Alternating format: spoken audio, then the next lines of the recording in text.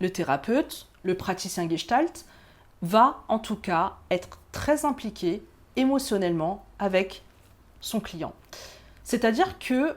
évidemment, le thérapeute ne va pas pleurer pour tout et n'importe quoi, ne va pas être touché de façon à se laisser déborder par ses émotions, mais c'est que le thérapeute ici est dans une interaction avec son client et en relation avec son client. Il est impliqué dans les histoires de son client, dans ce que le client lui raconte.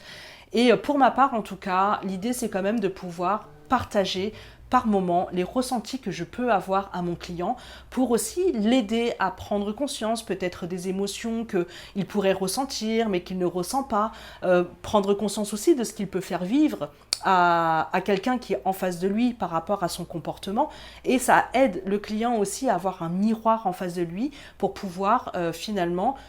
travailler aussi son rapport à l'autre, parce que l'altérité c'est quelque chose qui peut être très difficile pour les personnes qui sont par exemple hypersensibles, pour les personnes qui sont anxieuses, pour les personnes parfois qui sont même narcissiques. La difficulté de l'altérité entre souvent en jeu dans nos difficultés relationnelles et dans nos difficultés de bien-être social et de bien-être global par ailleurs, parce que la relation fait partie de la vie, on est des êtres de relation. Et donc à cet endroit-là,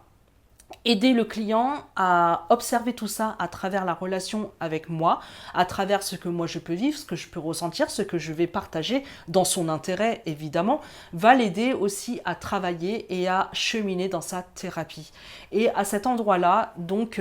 il est très intéressant et très important de signifier que cette thérapie Gestalt, c'est un échange, c'est un partage, c'est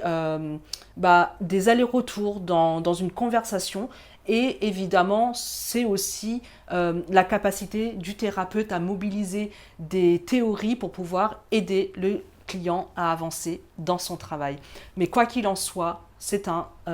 une thérapie qui est dans l'échange, dans le partage et dans la relation, dans le lien.